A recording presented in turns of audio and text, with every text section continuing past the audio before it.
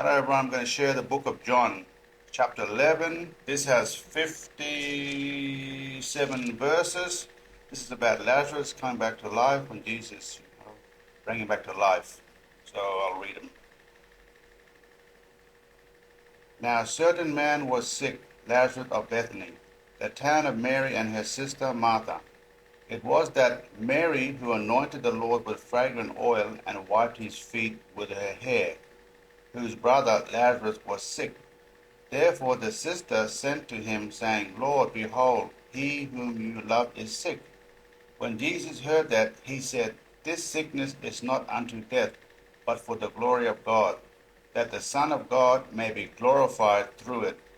Now Jesus loved Martha and her sister and Lazarus.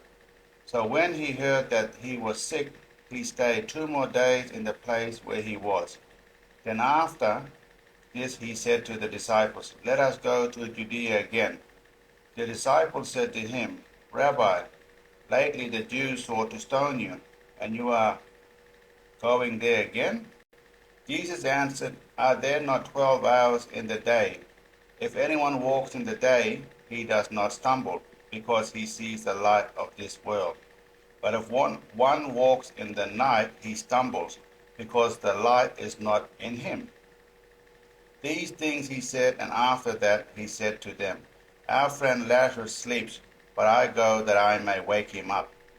Then his disciples said, Lord, if he sleeps, he will get well. However, Jesus spoke of his death, but they thought that he was speaking about taking rest in sleep.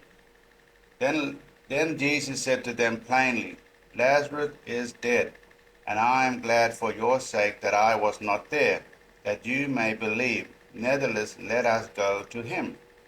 Then Thomas, who is called Didymus, said to his fellow disciples, Let us also go, that we may die with him.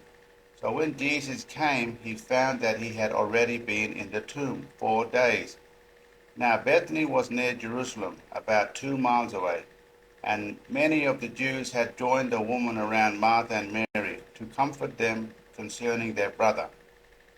Then Martha, as soon as she heard that Jesus was coming, went and met him, but Mary was sitting in the house. Now Martha said to Jesus, Lord, if you had been here, my brother would not have died. But even now I know that whatever you ask of God, God will give you. Jesus said to her, Your brother will rise again. Martha said to him, I know that he will rise again in the resurrection at the last day. Jesus said to her, I am the resurrection and the life. He who believes in me, though he may die, he shall live. And whosoever lives and believes in me shall never die. Do you believe this? She said to him, Yes, Lord. I believe that you are the Christ, the Son of God, who is to come into the world. And when she had said these things, she went her way, and secretly called Mary, her sister, saying, The teacher has come, and is calling for you. As soon as she heard that, she arose quickly and came to him. Now Jesus had not yet come into the town, but was in the place where Martha met him. Then the Jews who were with her in the house and comforting her, when they saw that Mary rose up quickly and went out, followed her, saying, She is going to the tomb to weep there. Then when Mary came where Jesus was and saw him, she fell down at his feet, saying to him, Lord, if you had been here, my brother would not have died. Therefore, when Jesus saw her weeping, and the Jews who came with her weeping, he groaned in the spirit and was troubled. And he said, Where have you laid him? They said to him, Lord, come and see. Jesus wept. Then the Jews said, See how he loved him.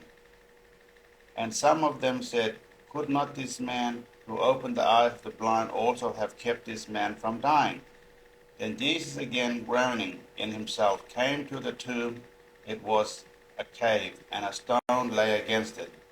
Jesus said, Take away the stone. Martha, the sister of him who was dead, said to him, Lord, by this time there is a stench, for he has been dead 4 days. Jesus said to her, Did I not say to you that if you would believe, you would see the glory of God? Then they took away the stone from the place where the dead man was lying. And Jesus lifted up his eyes and said, Father, I thank you that you have heard me, and I know that you always hear me. But because of the people who are standing by, I said this, that they may believe that you sent me. Now when he had said these things, he cried with a loud voice, Lazarus, come forth. And he who had died came out bound hand and foot with grave clothes, and his face was wrapped with cloth. And Jesus said to them, Loose him, and let him go. Then many of the Jews who had come to Mary and had seen the thing Jesus did believed in him. But some of them went away to the Pharisees and told them the things Jesus did. Then the chief priests and the Pharisees gathered a council and said, What shall we do? For this man works many signs. If we let him alone like this, everyone will believe in him, and the Romans will come and take away both our place and nation. And one of them, Ch11, being high priest that year, said to them, You know nothing at all, nor do you consider that it is expedient for us that one man should die for the people, and not that the whole nation should perish. Now this he did not say on his own authority, but being high priest that year, he prophesied that Jesus would die for the nation, and not for that nation only, but also that he would gather together in one the children of God who were scattered abroad. Then from that day on they plotted to put him to death. Therefore Jesus no longer walked openly among the Jews, but went from there into the country near the wilderness, to a city called Ephraim, and there remained with his disciples. And the Passover of the Jews was near, and many went from the country up to Jerusalem before the Passover, to purify themselves. Then they saw Jesus and spoke among themselves as they stood in the temple, What do you think, that he will not come to the feast? Now both the chief priests and the Pharisees had given a command that if anyone knew where he was, he should report it, that they might seize him. So that was John chapter 11. That was the last verse. So, in the part where it talks about, chapter 20, verse 25, when Jesus said to her, I am the resurrection and the life. He who believes in me, that he may die, he shall live. This verse, that belief in Jesus guarantees spiritual life, even in the face of physical death, it served as a reminder of the power of faith, turning despair into hope and providing assurance of life beyond the grave.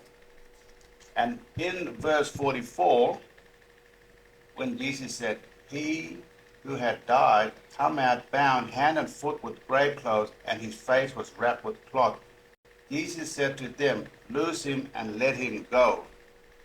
This miracle not only demonstrates Jesus' authority over death, but also foreshadows the ultimate resurrection and the hope of eternal life for believers.